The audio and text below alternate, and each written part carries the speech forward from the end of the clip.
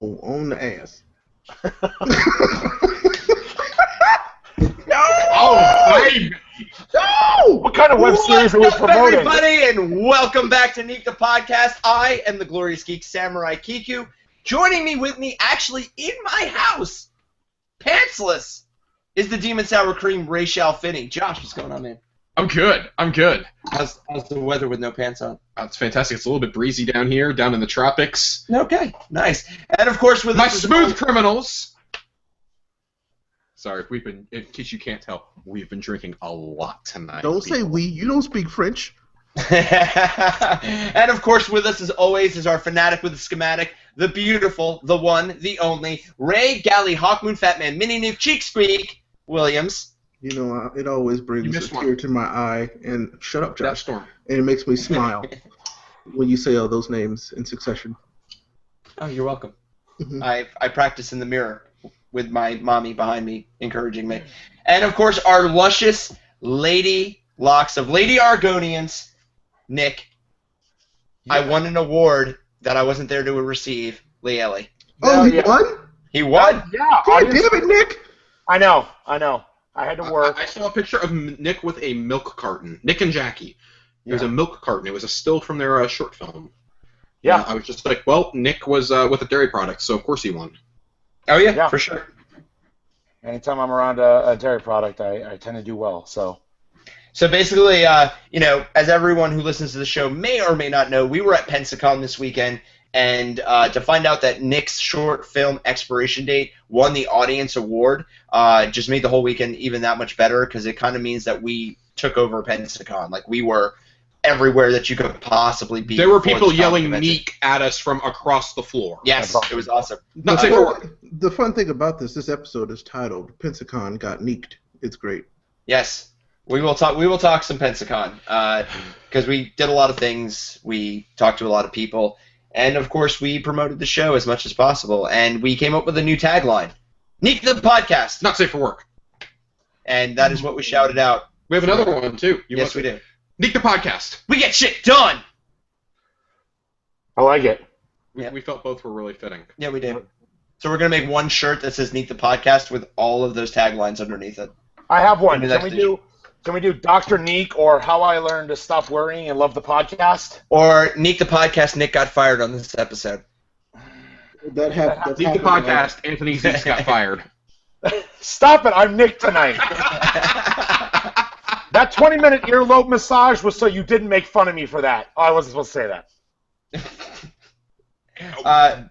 Inner what? What? I still refuse to call it Zeeks. Like, it needs to be Zekis. I just feel that is way more appropriate. For those that don't know, I occasionally sign on as my alter ego, Anthony. And I do this because, I appreciate him. And I'm playing with my hair again, and they're making fun of me. But if you had luscious locks like this, how you introduce me every time, you would play with my hair too. Nick, I did. I cut it all off. Why didn't you? I liked it. And you shaved. Genetics told me I couldn't. Because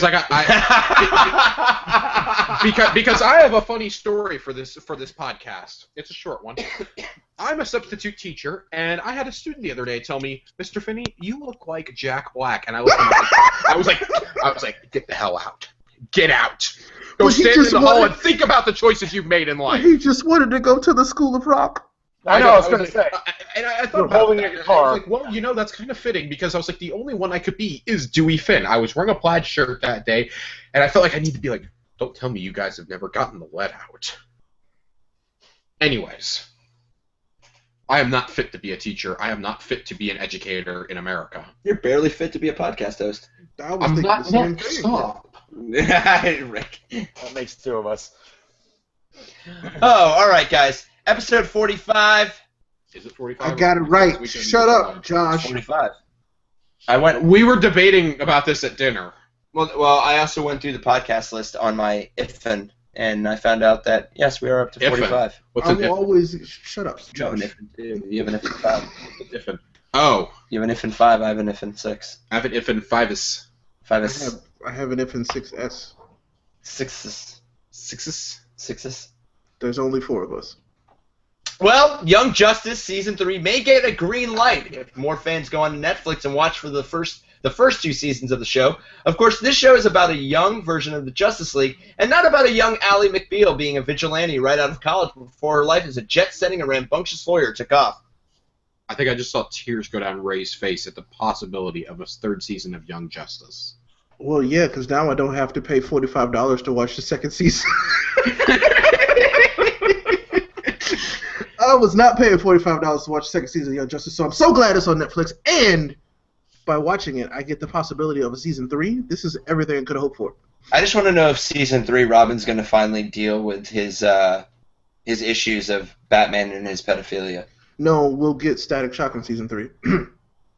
I mean, dealing with his issues of Batman and his pedophilia? Yes, that's why Robin is getting replaced, because, he's tired of it. Yeah.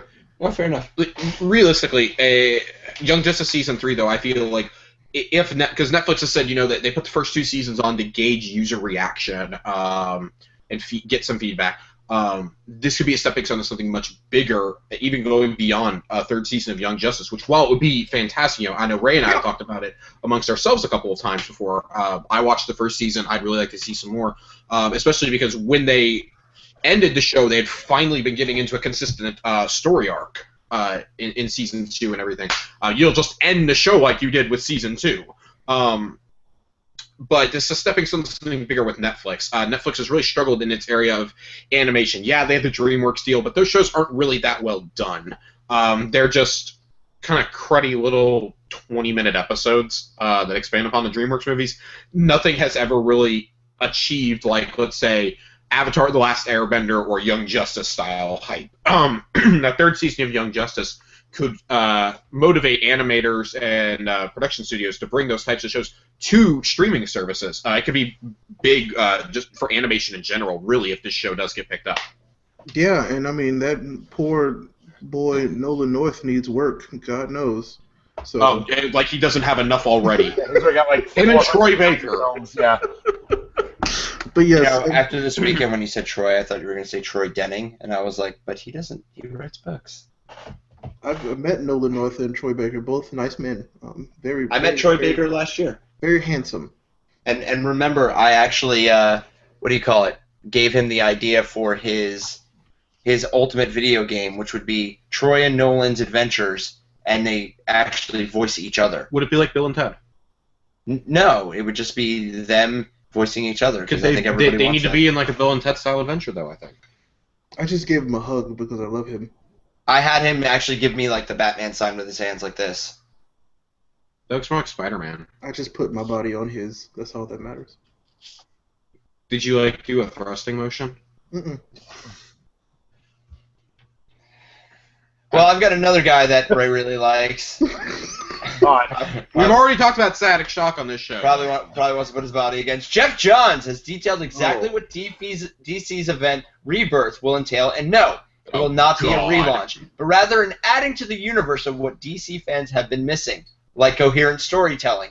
I'm looking at you, Convergence. Rip. With this Rebirth, all issues will be renumbered to number 1, except for Action Comics and Detective Comics, which will return to their original numbering, which is going to fuck somebody up who does not know how to count. Well, let's fuck a lot of people up, let's be honest. AKA almost everybody. Hey, this is really good, but it's coming a little too late, if you ask me. Like 3 years too late. Well, I want to know what they're doing. It's like, it's kind of like your parents punishing you, Like you did something wrong and they took something away, then they give it back. Then they take it away, then they give it back. Then like they a take Silver it away, Surfer Punisher? I better get that. But can we please have somebody draw that? That's all I want. Yeah. Artist in the group, Silver Surfer Punisher, please. Fan art, please. As a pop. Yes, as a pop. That's what we want. But, I mean, with DC's line, like, I was talking to Ray the other day about I want to come back to DC, and, I mean, this is a perfect point for me to come back to DC. But then they did this. And now I'm just kind of like, okay, well, I want to come back, but what am I coming back to? And that just seems like DC's been doing that the last couple of years. Like, everybody's like, I want to go back, but what am I coming back to? Yeah, I mean, that could be said for both sides, really, but... I kind of feel like Marvel, though, has, even when they did Marvel Now, like, they kind of kept everything coherent, and stuck together. And even when they started to expand a little more to get out to Secret Wars, everything kind of stayed within its own box, right? Like, Convergence was like, oh, everything is now together, but then we're taking half of that shit away like 6 months later. But now we're going to give it back to you. It's like, Right. I mean, here's the thing with Marvel now. I mean, a lot of people compare Marvel now when it happened to the New 52. They were like, oh, look, Marvel just wants to jump on the success of the New 52. And it's like, well, the New 52 was a success in some ways, but Marvel now was completely different. It wasn't a relaunch of the universe. It was dealing with the universe after the events of Avengers versus X-Men, which did change Earth 616 as we knew it. It changed both of them, honestly, yeah. Right, but it didn't result in everything coming out as a number one. It served as a relaunch for, Avengers. It served as a launch for Uncanny Avengers and a few others. But that Marvel knew back then that they were going to start building towards the Secret Wars. Marvel now was intended to get us in that, to bridge that 2.5, 3 year gap. That's like something we talked about today at one of the panels. Yeah, one of the panels I brought up Hickman. Jonathan Hickman's Secret Wars arc. Of course, all of us, I think, huge fans of what he did with from Avengers through that, even his work in the Ultimate Universe. But really, the closest thing to New 52 that Marvel has done is all new, all different. And even that, I think they looked at what New 52 did correct and then what they did wrong, and they tried to change those mistakes. Has all new, all different been perfect? Absolutely not. No. There have been some huge missteps with some of those characters, but the flagship titles have been incredible so far. And I'm really hoping that Rebirth, even though it's coming a little bit late, Ray and I talked about this on Pull List. We ran into a problem where we didn't have any DC books to talk about in the last episode because there really wasn't anything. I mean, I'm trying to get into Dark Side War now, but I don't even know if that's going to be worth it because of this happening now. Yeah, I feel like it's just, we'll talk about this later on, I'm sure, but what we hope this is that they finally said, hey, Jeff, we're really sorry we've been this stupid this entire time. We really want you to kind of figure out how we want to go forward with this. He's like, oh my God, thank you, finally, so I can get this going the right way. With, they have a lot of hype going for them right now, so this is the time to capitalize. They do, and that's something that Marvel did. When Marvel Now happened was within 6 months of the Avengers coming out in theaters, and that was so huge. People were getting back into the comics. They correctly threw the focus onto the Avengers, onto Iron Man, Captain America, the Hulk, characters like that. And they started building towards the characters we'd see in phases 2 and 3, and gave them very prominent roles in New Avengers and in the flagship titles. DC is trying to do that, I think.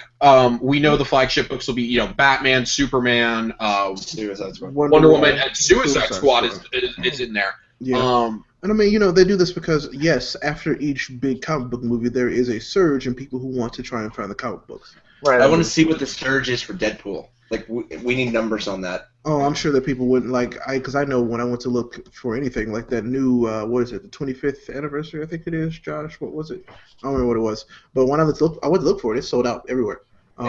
There's a reason why Deadpool has like 5 or 6 books right now with new ones still in it. They just announced Deadpool versus Gambit for the summer. Yeah. Which I will be all over that. That's gonna be awesome. But I swear to God, if there's a line in that says "Take this, Channing Tatum," I'm gonna own that comic book in 3 different versions. I'm gonna frame that on my wall. But that's that's one of the things about the Deadpool movie is now you're gonna read those comics as Ryan Reynolds. Like, I want DC to be so successful that I read, Batman in the voice of Ben Affleck, or at least Bruce Wayne in the voice of Ben Affleck. I want, Henry Cavill to be the Superman that comes off the page to me. Yeah. I want Gal Gadot to be the Wonder Woman that jumps off the page. Like Robert Downey Jr. That's already the case with Wonder Woman. I know. We know Wonder Woman's my girl. We know that. But that's already the case. I want that to start happening for these characters, like so many of the Marvel ones have done for me, and quality breeds quality on both ends. And DC's had some great comics for so long that I hope that this fixes the mistakes Convergence and that the New 52 has had since its inception. It gets those of us on the fence that want to come back involved. So we'll see what happens. Mm-hmm. Or for those of us who only play DC Universe Online and might want to read the comic books after he refused to play any other video games with anybody because he was always playing DC Universe Online, maybe he'll read those comic books. Maybe. I think he's confused. He knows who he is. And it's not me. Well, this is scathing. I mean, I'm nervous. I didn't know it was Injustice me. still going strong. It is you. It is me. I mean, you were sitting there fixing your fucking hair for like 15 minutes. I had to say The something. entire time I watched. You okay over there, Zac Efron? Oh Nice. shit. That is high praise. You guys have a lot of good things to That say. man is shredded. He is. He's a good-looking guy. There's story behind that one. I don't want. Yeah, I don't want that to be the only thing I say this entire podcast. So let's move on. A teaser image for the new Predator movie has been released, and its tagline is "You'll never see him coming." Being billed as an inventive sequel and not just for a flat-out remake, the film is being directed by Shane Black of Iron Man 3 and Kiss Kiss Bang Bang fame, and is being scripted by Fred Decker. He wrote Monster Squad, and Shane Black himself. No one saw this coming, nor did they ask for it. Plus, that tagline sounds a little bit Stalker of the Night-ish. Yeah. So my only question is, what is Shane Black's obsession with this? You'll never see me coming. Oh, true. Maybe he was the invisible kid in high school, you know what I mean? Like, people didn't really remember him. Like, his yearbook only has one, thing written in it, and it was from the biology teacher. You were always a joy in class, and then, Mr. Okay, just because Becker. Mrs. Leavenworth was the only one who loved Shane Black as a prepubescent child does not mean that he can use that tagline for every movie and slap it on a picture of the Predator. Maybe Ben Kingsley is playing the Predator in this new movie. So As Aldrich Killian. Yes. Trevor Slattery is the Predator. Who is the Mandarin? Who is Aldrich Still Killian? the I best am the Iron Man. Mandarin! Still the best Iron Man movie. It was a lot of fun. I will say that Ray and I both agree. We like all of the Iron Mans regardless. Still the best Iron Man. That's all I have to contribute to this. So continue talking about it. Well, the way I see it, it can't be any worse than Predators was. So, I mean, I don't have a huge connection to the Predator franchise, and AVP just kind of made that even worse for me. So, if this was Alien news, yeah, I'd be discussing it for a long time. I love Alien, we all know that. But no, Predator, it had 1-2 good movies, and then kind of went away like it should have. It's not that great of a franchise. Let's be honest. I mean, it was. No, it wasn't. Yeah, the first 2 movies do not constitute a franchise. That's a duology. Duology? Duology. Duology, whatever you want to call I it. studied that in college. Isn't that like a psychological term? And it's duality? Duality. No, duology. Duology is That's what you give at a funeral. That's what you give at a funeral. That's a eulogy, you moron. Absolutely. Hell yeah. Are you googly? The garbage truck is back, people. Absolutely. And it is on fire, rolling towards the town square of peasants, whatever you want to say. Josh, I told you I don't get metaphors, so you need to tell me if that's a real garbage truck or you're referring to my comments. Because Nick's about to go outside and look for an actual flaming garbage. Nick, go save little Susan. From the Predator. Yeah, she'll never see him coming. I'm a big Predator fan, and I thought we actually talked to an author of a Predator book today, Nancy A. Collins. She did a little 2-shot for I think it was Dark Horse. She said Tops. It was Tops. That's right, Tops. Back when Tops had that property. I love the Predator. Predators was an okay movie, right? Like, it wasn't that bad. Oh, it was pretty bad. Well, it wasn't as bad as Alien vs. Predator and fucking Requiem. That's true. It was still pretty bad, though. I mean, my cosplay skill is not that great, but I could have made a better looking Alien Predator hybrid than that thing. I feel like Helen Keller could have made a better cosplay than that. There was a line, Josh. So overboard. Oh my god. But I don't know, man. Like, I like Shane Black. I think he does really interesting movies. He always has. Right. And I hope Kiss Bang Bang's a favorite of mine. Yeah. It's a very good film. And I like Fred Decker.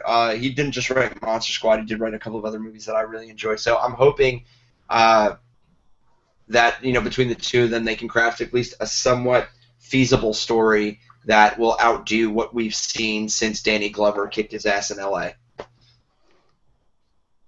Yeah, I mean, Shane Black always makes a fun film. I don't know. The Predator franchise as a whole, it's not that it's bad.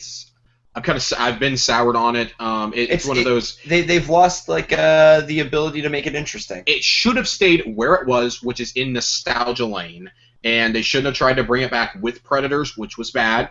And that had Adrian Brody in it. Adrian Brody's great. Yeah, but he's not an action star. No, he's not. That's what I'm getting at. Like the casting was, the lead casting was all wrong in that. It clearly hinged on his character. Yeah. Mistake. Just that's the one thing. Shane Black can write a fun screenplay. You got to have the right actors. Danny Trejo was in Predators, wasn't he? I don't think so. Yeah, the one in the city, where it takes place in the city, right? No, he wasn't in that one. No. Predators is the one where like killers get abducted from, or like special forces people and like cartel members and stuff get abducted from Earth, Glover. and they get taken to the Predator homeworld. How do you confuse Danny Glover and fucking Danny Trejo? It's So Shane Black, like I said, Shane Black writes a lot of fun films. Kiss Kiss Bang Bang. Was in Iron Man 3. Was he really? Yeah. Wow. Knew he was in that fucking I saw it once. That tells you how much I really liked it. It could be fun. It'll probably be a Redbox or a $5 movie night for me. Truthfully, no matter how good reviews it gets, I don't trust it. Much like I don't trust another Prometheus movie from Ridley Scott. I don't think it's not even called Prometheus anymore. Alien Covenant. Yeah, because that doesn't sound like witchcraft. It doesn't sound like it should be Alien 5 at all. Moving on! Another rumor popped up across the interwebs that James Bond himself, Daniel Craig, had quit the coveted spy role in favor of a British television show called Purity. Since it has been learned that while Craig will appear in Purity, he has not given up the role of James Bond. Looks like somebody jumped the gun on the vein slashing. Wow. That was horrible. What? He said that. He would rather slash his veins than be James Bond. I think he said that he'd rather slash his veins than be James Bond right after doing this movie, right? Not completely, yeah. So that kind of gave room for interpretation, like give it a couple years. But he's like in a deal right now for at least 2 more? Is it 2 more? One more. 1 more. Yeah, Spectre was the beginning of the extension. He signed for 1 more. Of course, he could always pay the fine and get out of it if he really wanted to. And if they don't hurry up and do another one, like in the next 2-3 years, he's going to.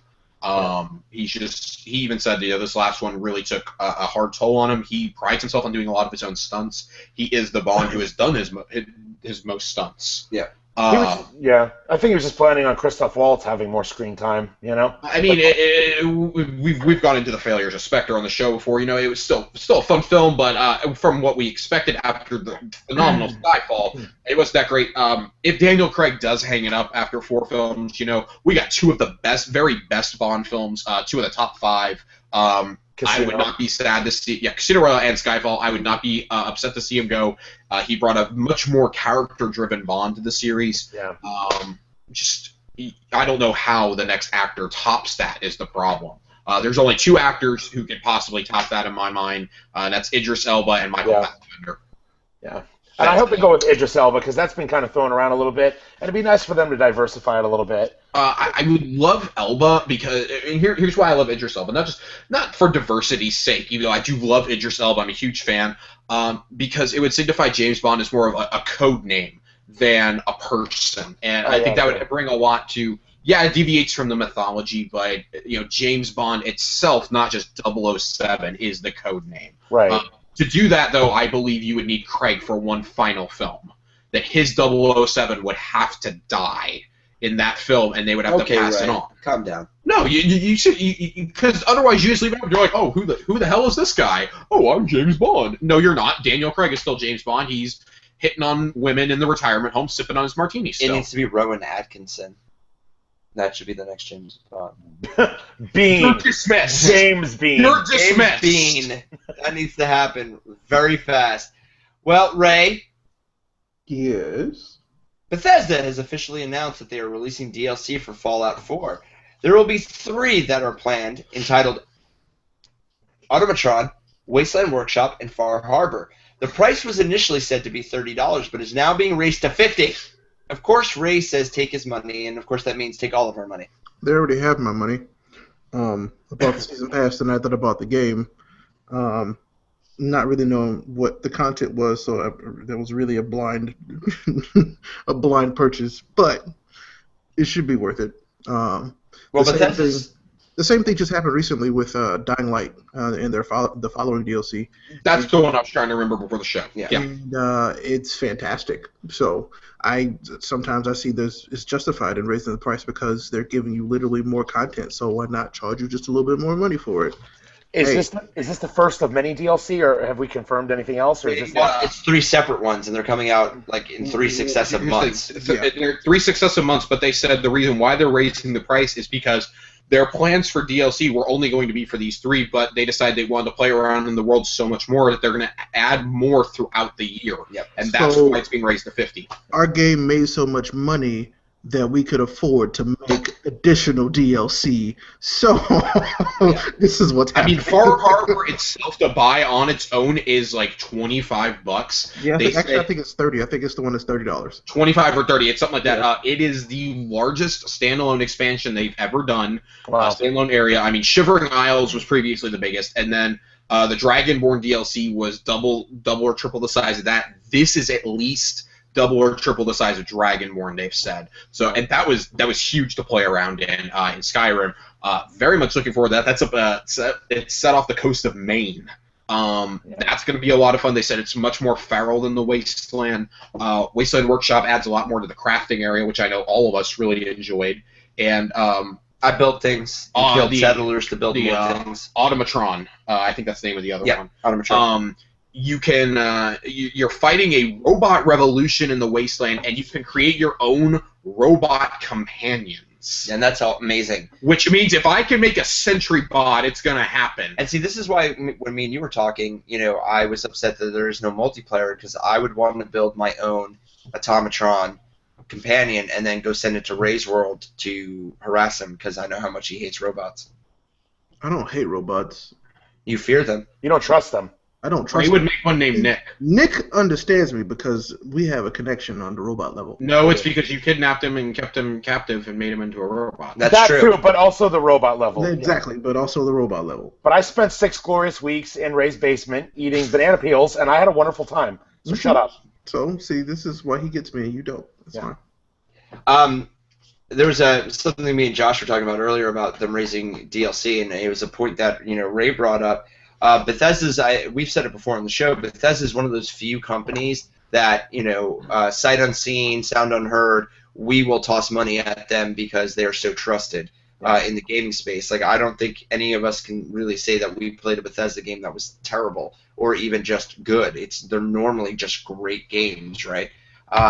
So them jacking it up to 50 and knowing, their previous work, I don't have a problem with that. It's going to be worth it, yeah. Right. It's not like it's, Destiny and they're like, oh, well, we need another $30 for this expansion, and you're just like, yeah, you already took advantage of me, man. And they're still giving you a chance to get in at the $30 price. Right, and that's what I was going to say. You still have it. If you're listening to this, you still have until March 1st to get it at the $30 level. On March 1st, it goes up to 50. It's I mean, if the core game held you and captivated you as much as it did any of us, I think. Yeah. I mean, I 100%ed it. I platinumed it. I literally have done every single quest in that game. First off, you play on an Xbox, so you don't platinum anything. How it's 1,000 out of 1,000. Dare you?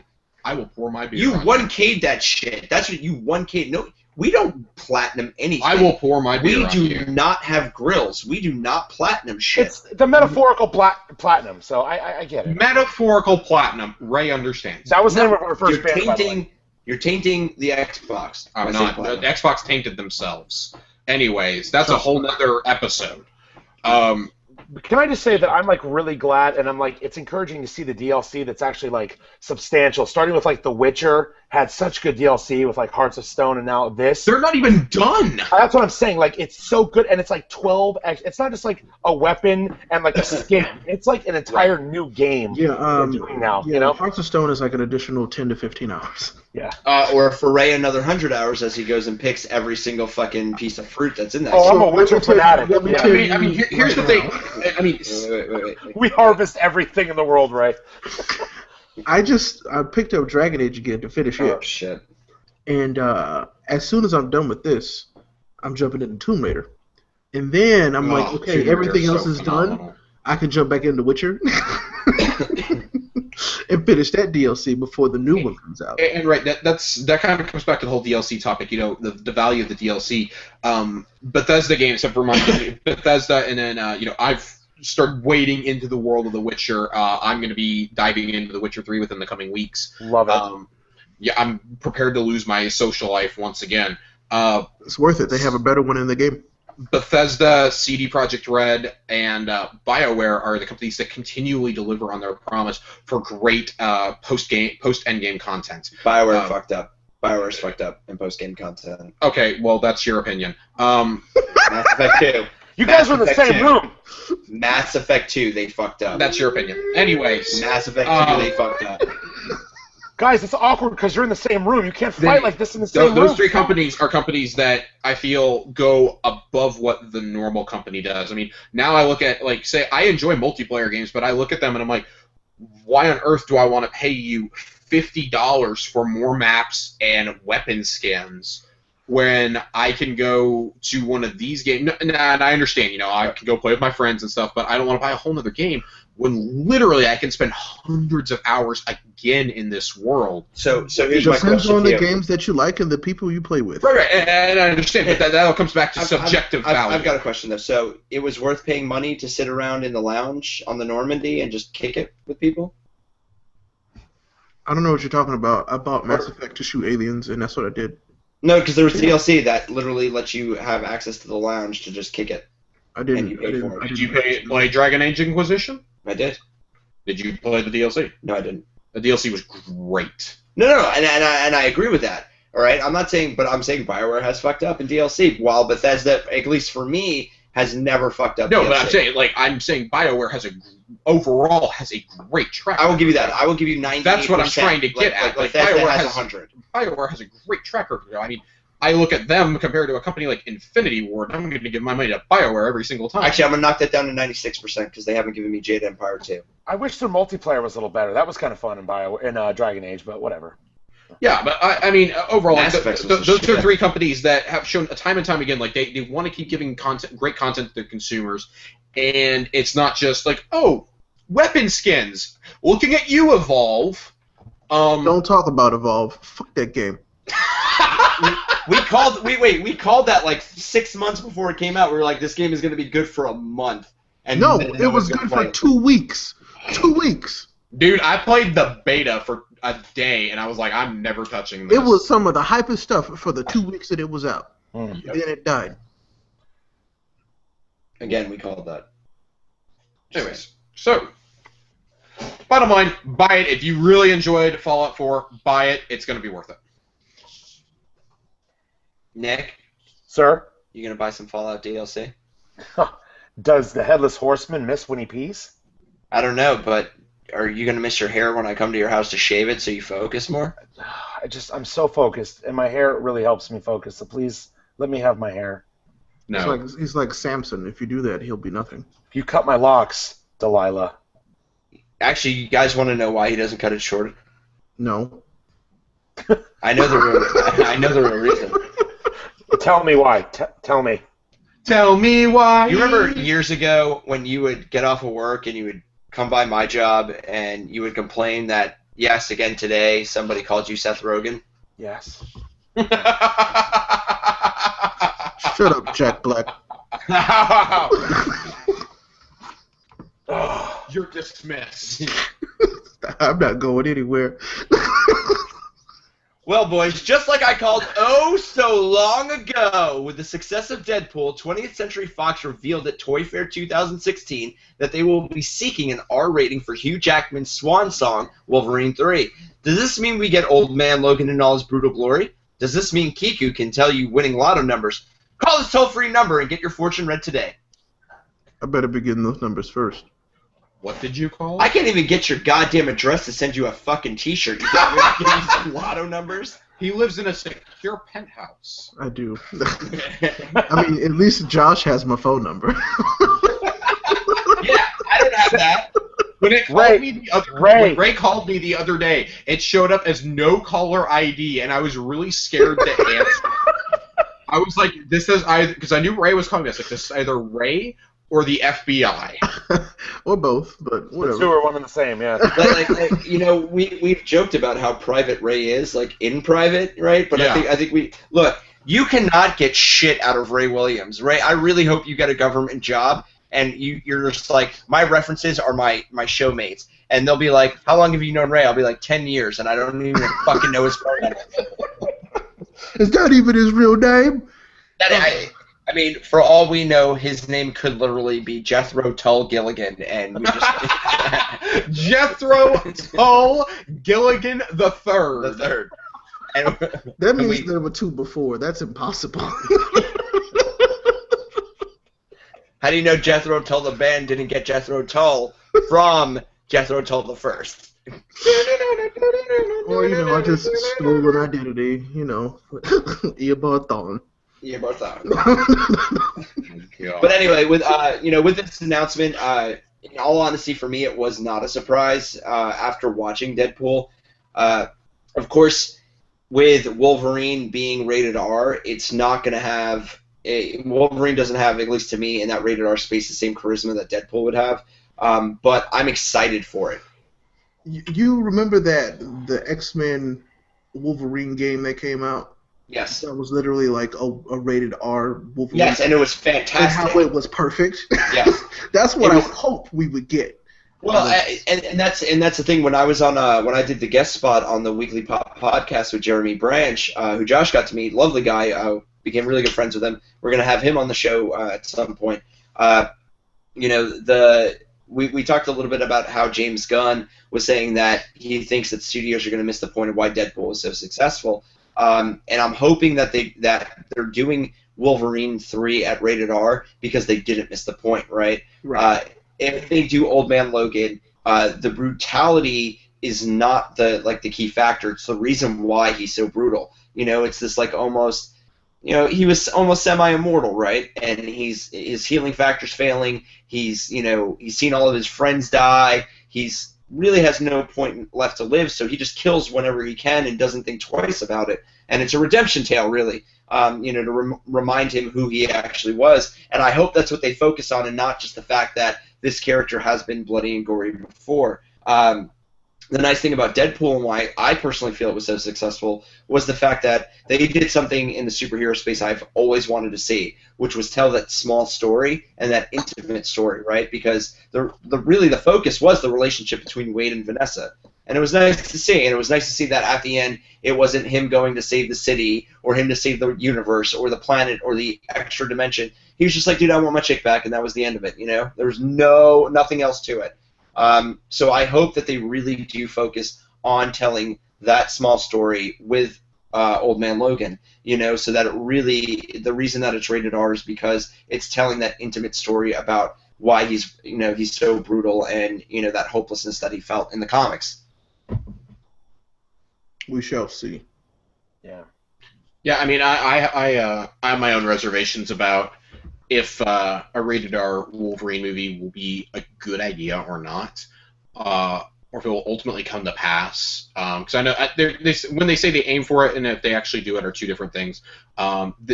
Like Kiku was saying, you got to do it for the right reasons. You can't do it just because, Deadpool was successful. Otherwise, if you do that, you miss the entire point.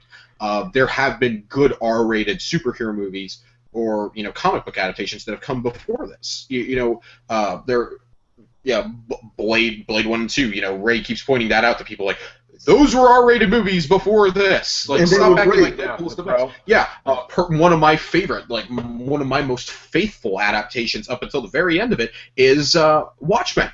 Yep. And, I've been very vocal about my love for it. I love how they take exact panels out of the graphic novel. Like, God help me, Zack Snyder, please start doing a better job on your movies, because that showed you had serious potential. Yeah. Oh, man. God is my witness. You There were need colors help. in that movie. There were a lot of colors in that movie, and there was a giant glowing blue something, and That was a dang-a-lang. it was a... It was a 12-inch dick, like That was- Jason Mewes. Well, that I escalated love quickly. it's out there now. It's just out there now. For those of you guys who are listening, that reference, I actually introduced the Mallrats cast, and Jason Mewes himself asked me to introduce him at 180 pounds with a 12-inch dick. So I did it in front of a group of people. So we're not actually being lewd to be lewd. It was a thing that, you know what, shut up. You need to. But I mean, getting back to the point though, obviously we can't have a straight adaptation of Old Man Logan because a lot of those characters don't have rights with Fox. You know that their rights are with Marvel themselves over at Marvel Studios and with Disney. So we already know they're deviating from it. You know, Patrick Stewart has said that he's going to be in it. Stewart or McAvoy? God help me, Really shut get the up. timelines mixed up. I want a good Old Man Logan story and not just, you know, doing it because, oh, we can do it bloody and cursing, yay! Exactly. It has to be story-driven, and that's the thing about Logan is you got to do a story-driven Logan. I'm not a Wolverine guy, but God help me, I love Old Man Logan. I love Origin, and that's why, you know, the Wolverine movies have hurt me so badly because the 3 story arcs I love are the ones they quote-unquote have tried to adapt, and they've failed horribly at 2 of them so far. So please do this one right as his swan song. There's gonna be a lot of controversy though. If it's gonna be a more dramatic tale, I think James Mangold can do it. Fox I hope they've learned from Deadpool. Stay out of the way of the director's vision. I don't know if it's going to be as controversial, Nick, as a lot of people think it's going to be. Specifically because I kind of feel that character has lost a little bit of steam over the last few years. And with all these new characters coming out, and it looks like Age of Apocalypse isn't even going to remotely focus on Logan. Thank God. Thank Yeah. goodness. The focus on everybody else who's way more interesting. Like Jubilee. Wow, we should just end the show. I invited you into my fucking house, and you just overboard. 12-inch dick. Anyway, I feel like you deserve that in some space, but that's okay. He did deserve it. It's okay. Notice he's quiet now. because I'm just imagining Ray's head exploding privately, where no one can see it, because that's what he's like. Keep imagining, because it'll never happen. Oh, I can see it happening. No, you can't. You're imagining your imagination. I will literally have someone come on this show. You know what? I'm gonna actually message this to you.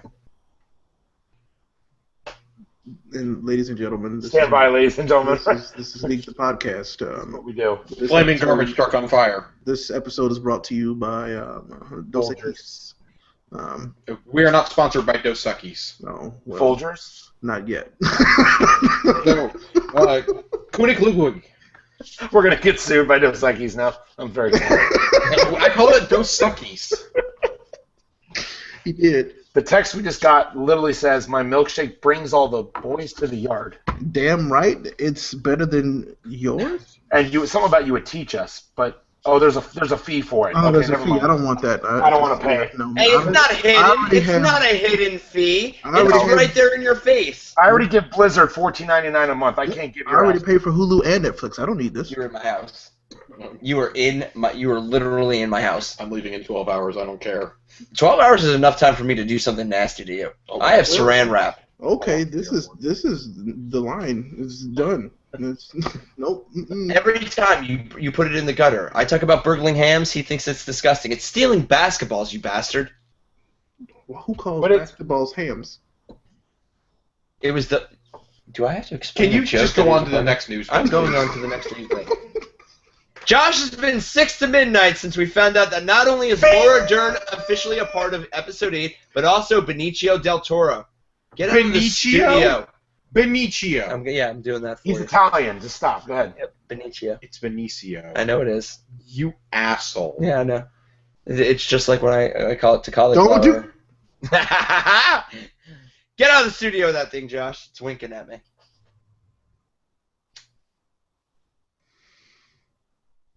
Man, it's deafening.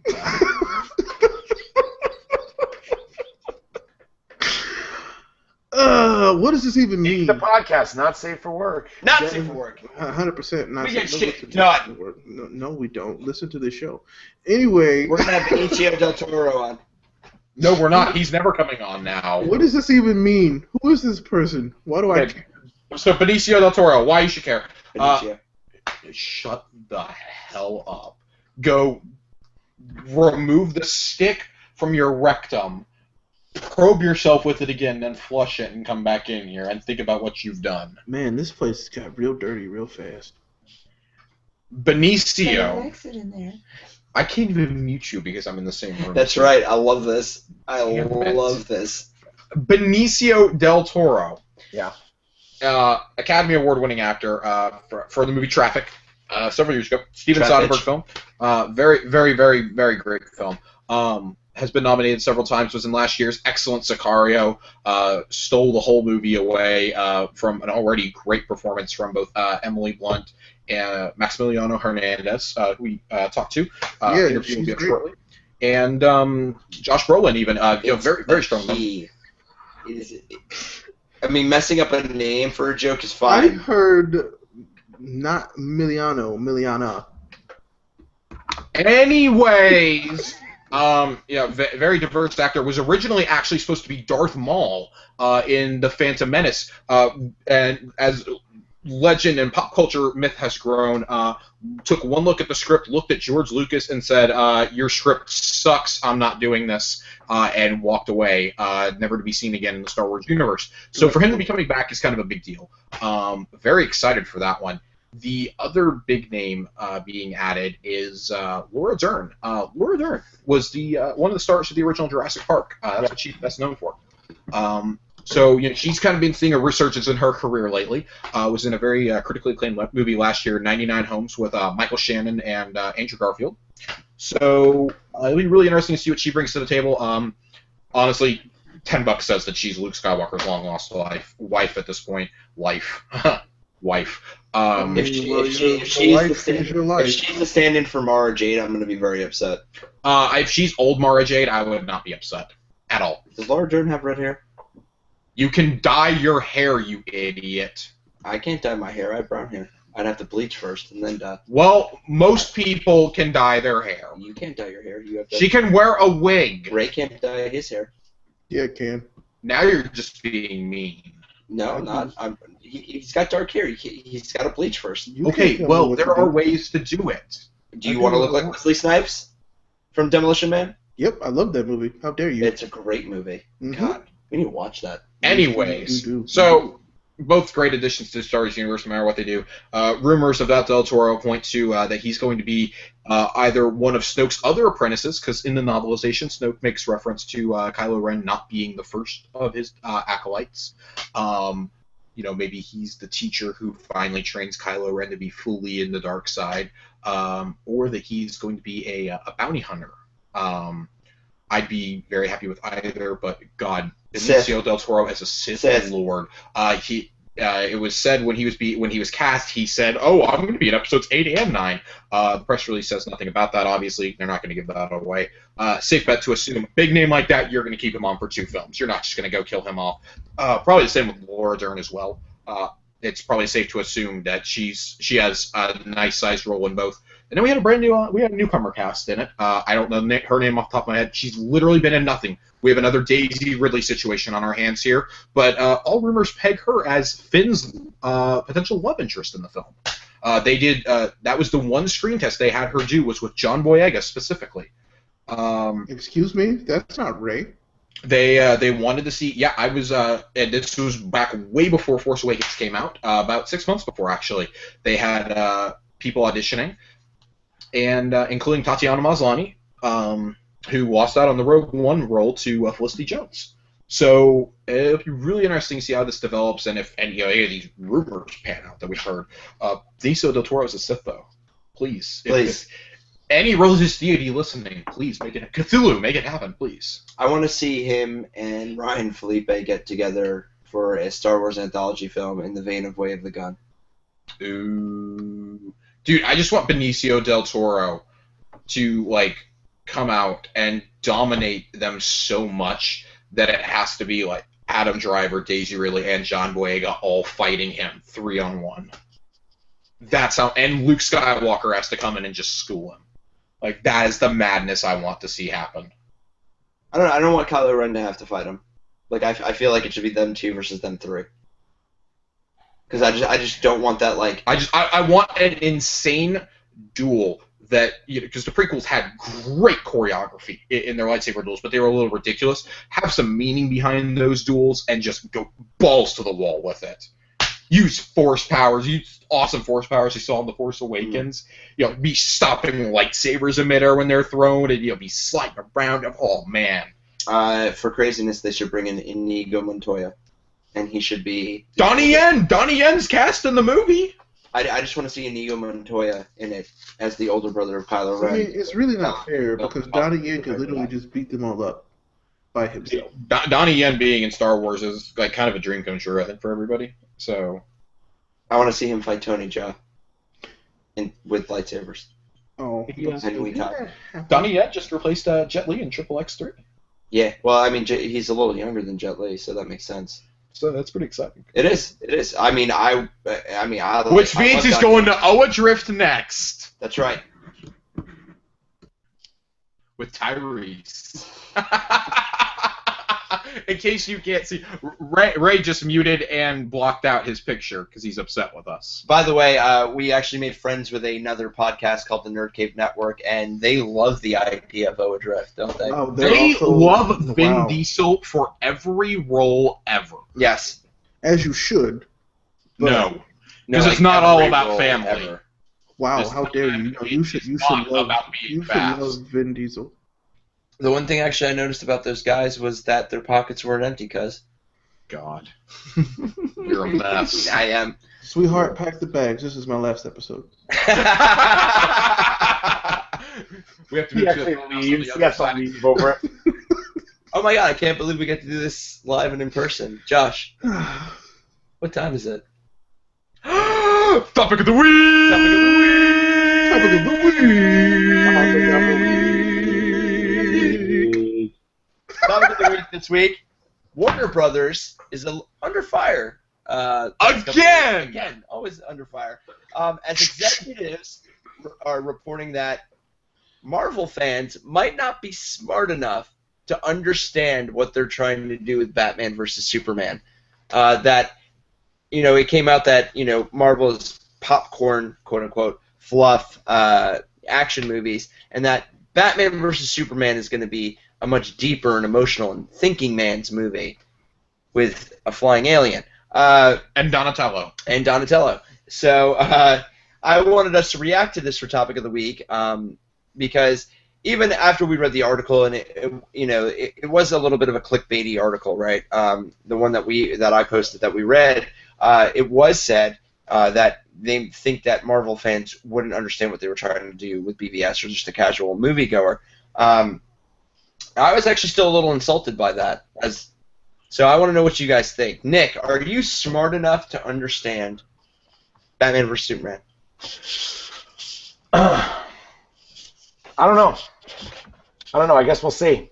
I mean, I understood Citizen Kane, so if it matches up to Citizen Kane, I think I'll be okay. I'm hoping it is.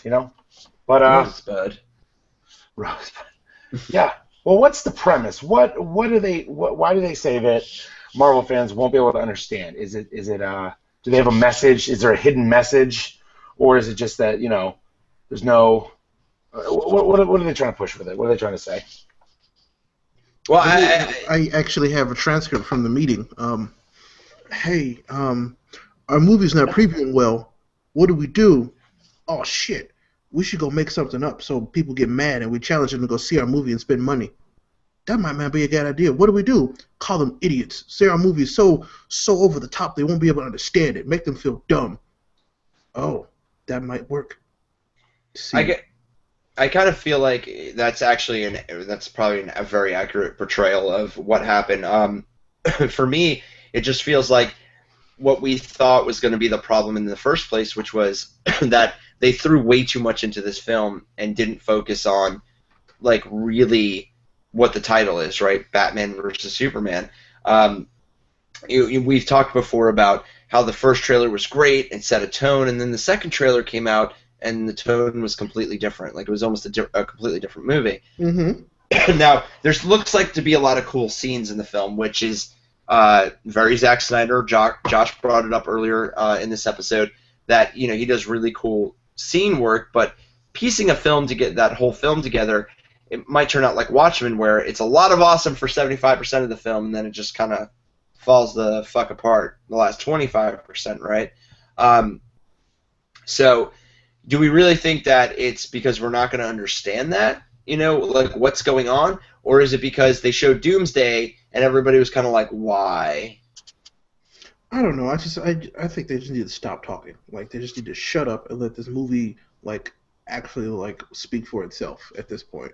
Like, how are you going to tell somebody they're not going to understand a comic book movie? I hate to tell you, I'm sorry. This is still a comic book movie. I'm not going to give you any points for, well, this is a really deep and dramatic experience. It's a comic book movie. It's Batman versus Superman with the inclusion of Wonder Woman and the rest of the fucking Justice League. Please, It's Justice League Light. tell me how deep and poetic and rich you can get with that storyline. Maybe there's an underlying political message where Maybe this Doomsday was a former politician named Ronald Trump. Oh And man, he's, now let's see what's going on. See, and you need a hero. It was not a reference to anyone. Ronald Trump. I just threw that name out there. well, it sounds vaguely familiar, but I'm not really. I don't. It's not so like I can't Nothing. really. It was off the top of my head. No, Is it just right there. President Ronald McDonald? No. They're both fucking clowns, so I mean. The Colonel. Like, Nice, but I'm not giving him that. and then Anyway. his slogan is "Make Metropolis Great Again." Oh, good God. Stop. I think they actually say that in the trailer, which is hilarious. But yeah, I don't know. Just I thought this was really like it was stupid of them to say something like this. Why would you even waste your time? It puts people off, and when you alienate any portion of any market, it's bad for you. So why would you do that? I don't get it. Why do they keep doing this whole, me versus them thing? Like Exactly. Like, God. why is it got to be this can't be as good as this, or this has to be better than this? Like, And Marvel's bad at it too. You got actors that are saying, well, our film, like Sam Jackson said, like, we have the more interesting villains, and then people on DC have said stuff, and it's like, I hate that they do that because everybody's gonna go see these, no matter who you're more a fan of. like, you got my money regardless. Stop. Right, we're happy to see these characters that we grew up with, these classic stories. Please let the work speak for itself. People are going to vote with their wallets. If they think that it looks good from the trailers, they'll go see it. You don't need to put all your eggs into one basket and be like, that's why It's the egg basket again. Right. That's why I didn't like the Doomsday trailer, is because I felt like it was begging people to go see it. I mean, yeah, I wasn't a huge fan of the Comic-Con trailer, but it was like, okay, like I knew I was still gonna go see it. It was definitely better than the tease we got this time last year.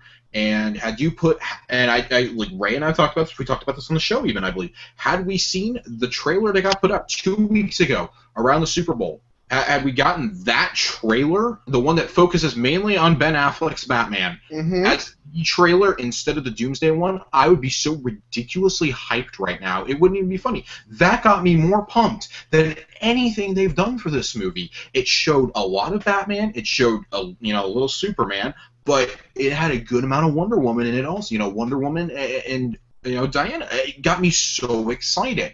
I'm very ready for that. And for you to go, for a studio to even insinuate that your viewing populace isn't intelligent enough for your movie, and that's why people aren't going to like it, is because they're clearly not intelligent enough to understand our work.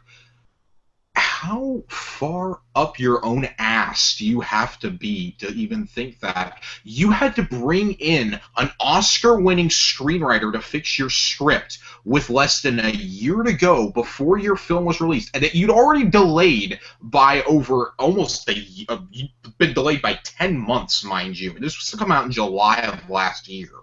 And it's not coming out until like March.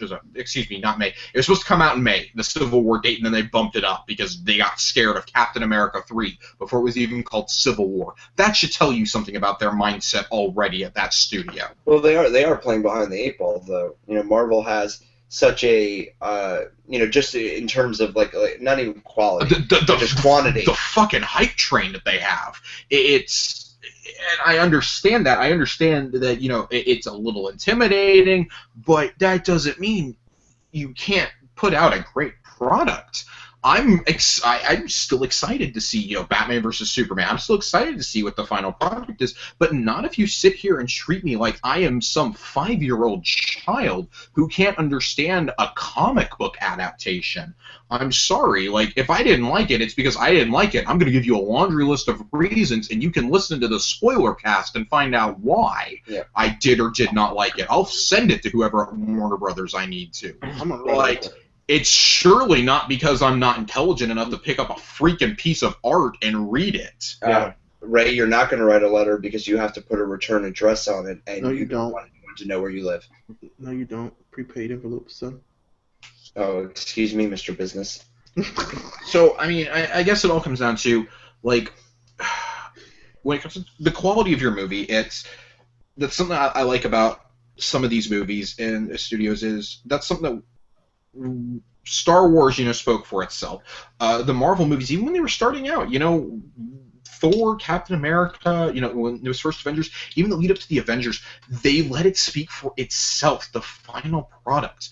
Marvel executives don't go running around saying, "Oh, we made the greatest thing of all time." They're still like, well, we got a lot we still want to do. We're always constantly building, next in the universe. They're not saying they're demeaning their audience, even in behind closed door meetings. We don't hear crap leaking out about that. Yeah, they let us do that, which is what they're supposed to do. Right. But I mean, not only that, I think Marvel also, when they make their product, even if it gets slammed a little bit, they don't look at that and go, okay, well, we need to readjust or whatever. They're like, on to the next project.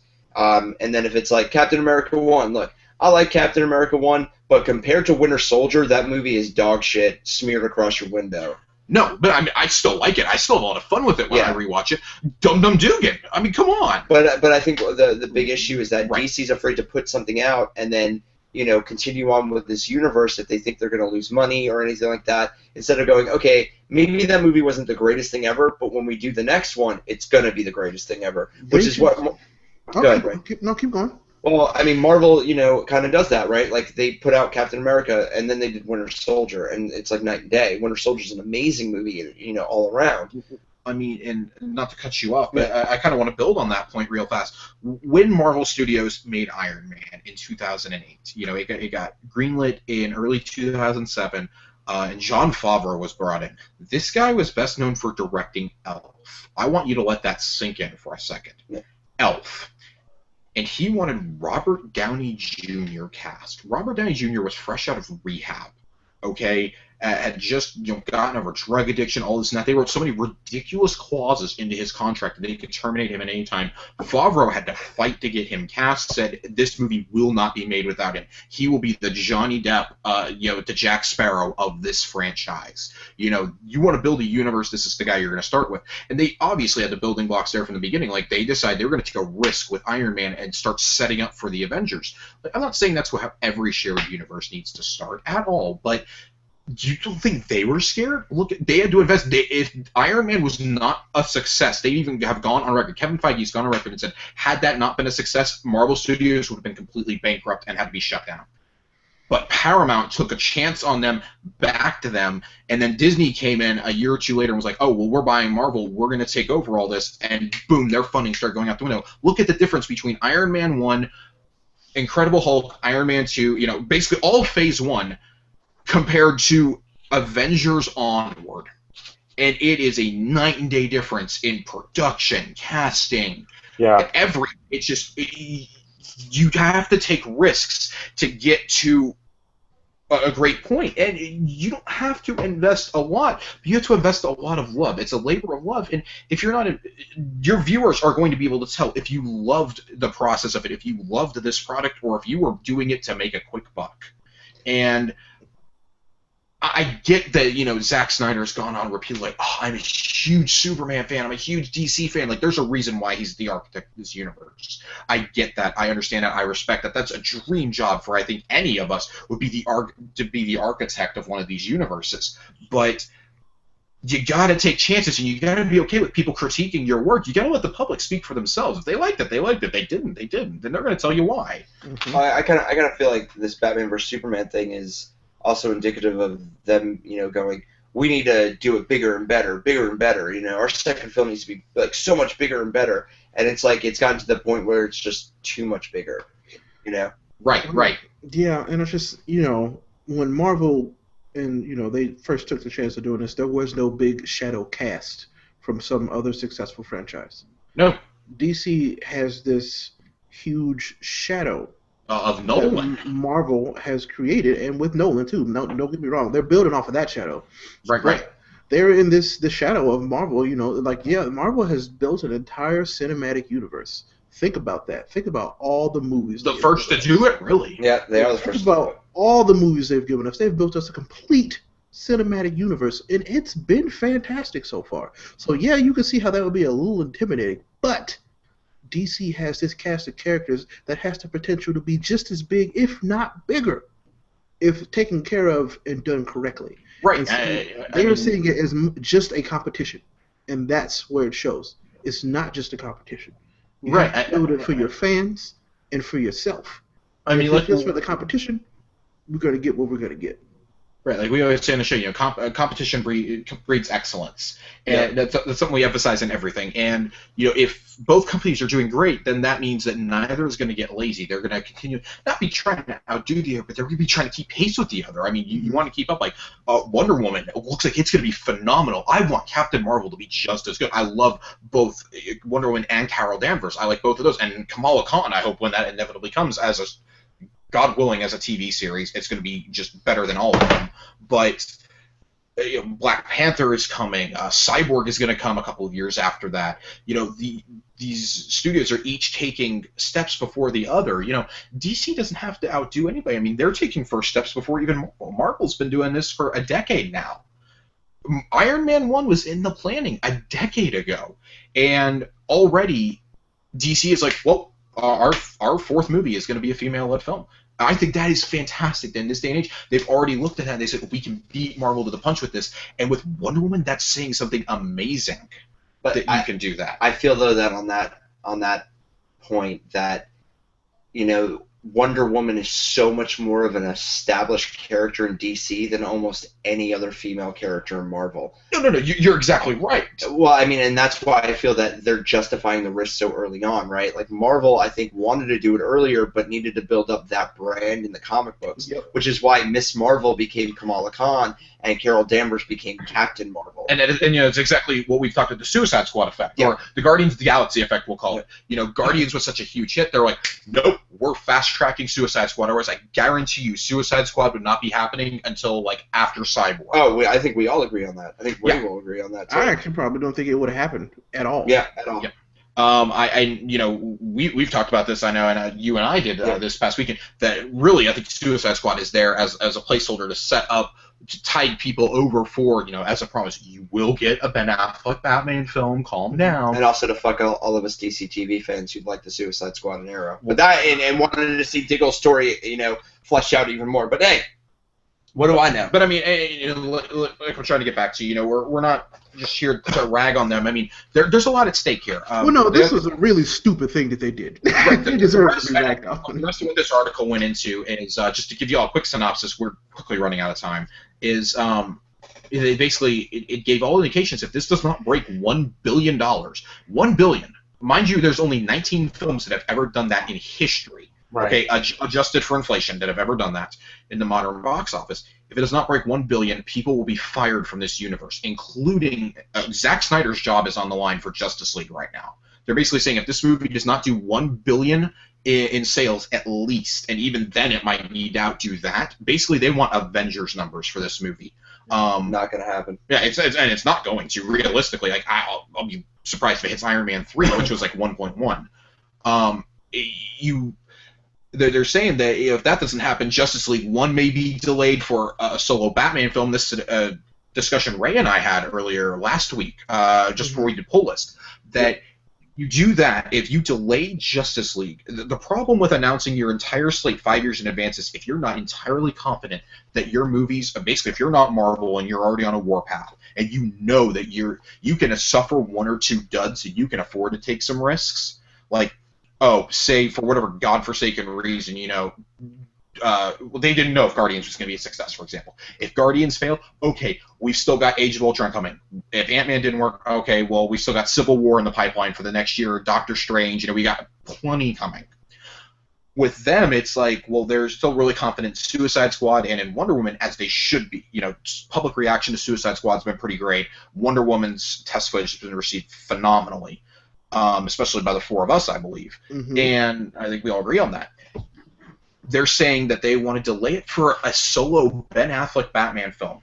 That gives them less than a year and a half to write, just the script, cast, film, and finish post-production on a solo Batman film in place of Justice League Part 1. And it's like, well... And that would make over $1 billion easily. That would make over $1 billion, but you also run the risk of ruining that golden opportunity you have, because they've said Ben Affleck and Jeff Johns will be doing it together. You run the risk of, that's the kind of a risk you need to take, but shelving a film that you've already been working on for all indications, Chris Terrio's already done the first drafts for parts 1 and 2 of Justice League. Like, he's finishing up the scripts. Like, he's polishing them. They're casting already. If you were to shelve those, what does that look like to him? Dude's wasted 2 years of his life at that point. No, I don't think he wasted it, but I mean, this is initially what they should have done.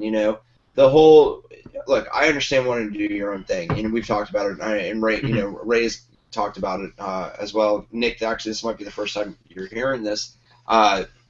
Is that they kept saying, we don't want to be Marvel, we want to do our own thing, and that's admirable. It really is, right? You should be wanting to do that. But you should want to build, what is it, Ray? What do they need to build first? A foundation? A universe. They need to build a foundation to then, to hold a universe. Yeah. Which they haven't done yet. Which, I mean, you're now introducing this new Batman, which is unlike any other Batman that we've seen. We're not even going to argue about whether Man of Steel was good, but Man of Steel was too controversial, I think, to be the first film in a franchise like this, a universe-building franchise. Can I say, did Man of Steel, when it came out, did it feel like it was starting something like a Justice League universe? Nope. Exactly. It did. It was within a month. It was retconned. Yeah. So that's why I'm like, no, part of me wants them to have to push back Justice League so they can do this with their solo Batman film. Like, I want them to have to do that, unless they somehow magically pull this out of their asses. I don't know. And to kind of wrap up all of these thoughts a little bit. I'll put it to you like this, right? We are huge fans of DC and Marvel, and in Star Wars, obviously. I know Josh has gone to see Star Wars: The Force Awakens 4 times. I've gone to see it 4 times. Deadpool, we've both seen 2 times apiece. I'm sure, Ray, you're going to go see Deadpool again at some point. Mm-hmm. Nick, I know you're probably just waiting for a day off to go see Deadpool 3 more times. Yeah. And I knew I was going to see those movies multiple times before I even walked in the theater the first time. Right. Batman, Man of Steel, I said to myself, walking into that theater, I'm going to see this more than once because it's Superman. I walked out of that. I was so giddy about that movie, dude. Yeah. And so was I. We've had this conversation many a times. Mm-hmm. Walking out of the theater, I was like, I'll watch it again when it comes out on Blu-ray or whatever, or Redbox. Man of Steel? Yeah. I saw it opening night. I was there at the midnight premiere. So was I. Was really excited. I'm not a Superman guy. Was super excited. Went with a ton of Superman fans. All of us walked out like, wow. Like, I mean, I was like, it was okay. And they were like, no, that was pretty bad. And I mean, going into Batman vs Superman, yes, am I going to be there one of the opening nights? Obviously, not just for the show, but for myself as well, because I want to see what it is. And I know we give it a lot of flack, but I don't have that feeling already walking into the theater, like I'm going to see this multiple times. That's why when you said, they wanted to break $1 billion, I think there's a lot of fans out there who are really excited and overhyped about it, and they're going to go in and they're going to walk out going, I don't know if I'm going to see this a second time. Maybe I'll see it in a month when the crowds die down or whatever. And that right there is telling of a movie that's not going to break $1 billion. It's just not. Right. I mean, when I saw the Avengers for the first time, I saw it. I actually had to miss the opening night premiere because of work. I went the next morning my theater did a 7:30 a.m. showing of it because they had sold so many tickets. Saw it again that night with another group of friends, and I think I went again. I saw it 3 times opening weekend only, and still wanted to go again. The original Avengers. Yeah, I was painted green for that. That was a great night. Yeah, it was. It was a lot of fun. Me and Nick actually cosplayed for that. He was the Hulk, and got kicked out of the mall for being the Hulk, and I was Captain America. It was just, I mean, that was a movie that I was like, I want to go see this repeatedly over and over again. It came out on Blu-ray. I watched that, I think, every night for 2 weeks. Oh, yeah. Age of Ultron, not as good. I still went and saw that multiple times in the theaters. I have watched it tons of times on Blu-ray. I can't tell you the last time I did not see a Marvel movie twice in theaters. Yep. And I don't go and see movies twice in theaters often. Yeah. Well, lately it seems like we have. Yeah, lately it does, and that's because of this little thing called the Tuesday night matinee for me, which is $5 or less, and it's fantastic. But all joking aside, it's like DC, if Batman versus Superman puts aside all the doubts, if all the stupid comments stop, and they start this awesome universe, then we get that treat even more. And that's the reward for us as fans. When the studio stops worrying about, they obviously, they're not smart enough. Well, not everybody's going to go read a comic book, A lot of the people going to see this have never picked up a comic book in their life. Newsflash. Like, I hate to break it to you. Avengers did not make $1.4 billion because people read a ton of comics. Right. That's not how this happened. Okay? Like, those movies were making Man of Steel numbers, with the exception of Iron Man and Iron Man 2. The other 3 were making Man of Steel or lower numbers, which that only made about 400 something worldwide. 435. 435 worldwide. Okay? That's pretty average for a blockbuster. Okay? Yeah. Avengers. Think about the movies that came out that summer too. So, I mean, you got the Wolverine and Pacific Rim that summer, so of course, Man of Steel did pretty good. but still, I mean, all joking aside, though, it's people will pay for what they want to see. Vote with your wallets is what we're saying. What we've always said. That's been something we've preached since episode 1. Because we get shit done. We are Neek, not safe for work. Right. And with that, I think Ray wants us to end. All right. Look, I don't think there's anybody out there who is not smart enough to understand Batman versus Superman. I think this is something that should be said before we totally wrap it up. I think they're discrediting all of the fans of comic book movies, and especially comic book fans. We know that the Marvel movies aren't as deep as the DC movies, which is something that we love, right? I don't want DC movies to be exactly like Marvel movies, because then there's no, parody, right? Like there's no difference, and that's what we want. Mm-hmm. So to sit there and be like, oh, our movie is not previewing well because they don't understand, you're absolutely wrong. We do understand, and in some ways, I think the reason we really rag on DC is because we expect better from them. Yes. I know the best story arcs in comic books. Yep, and we want to see that. We want to see them do well, and we've said it before. We want to see them do well. So, to sit there and be like, well, Marvel movie fans don't understand. Well, guess what? And excuse my language for the book. Guess what, jerk-offs? We're comic book movie fans. We're comic book fans. That is everything. Put it in front of us. We're gonna consume it. Mm-hmm. So with that, I'm going to wrap up Topic of the Week. And before we get into shout-outs, just real quick, guys, if you saw us at Pensacon, you stopped us, you said hello. I'm sorry if we were running around and you couldn't get a picture, or, we didn't really have too much time to talk. But I promise you, the content that we are going to put out, that Josh is actually going to edit and put out on video for our YouTube channel, which we never pimp. Not only will it be on the YouTube channel, but it'll be in the Facebook group. It'll be on our personal pages, Instagram, Twitter, Tumblr, whatever we can get it on, we're going to put it on there. We've got some killer, small 45-second to 1-minute interviews, and we've got 3 pretty long ones that were really good. I'd actually I'd like to cut a couple of those really fast. No, you know, let's be surprised. Let's surprise them. Let's Okay, we'll surprise. surprise them. Neek surprises. Not safe for work. Ray. Ray's just done with us tonight. Ray's done with us tonight.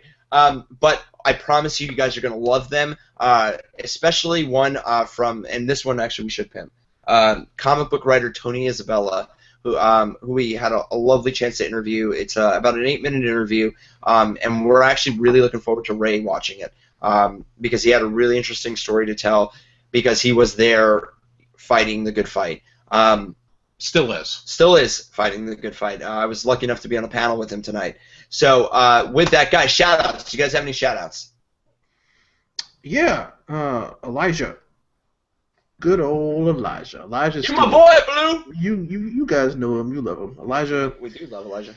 God, thank you, Elijah. You've been great. We love your support. Keep doing what you do, brother.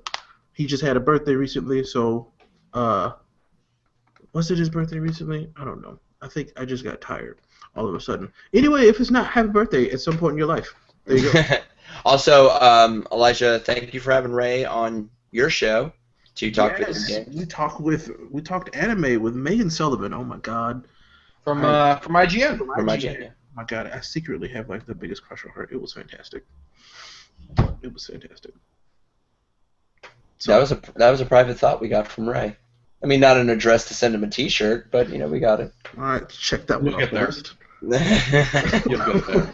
Nick, you got any shout-outs this week? Just to everyone that went to Pensacon and had a good time. Jason Mewes and his his situation he's got going on.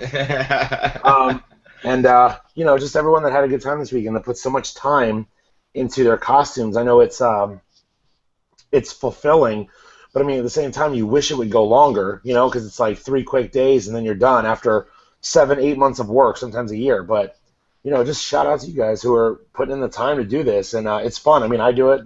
Kiku, I think we all love it. So Yes. well done, guys. Yeah. My shout out to my roomie for the last few days. Yeah.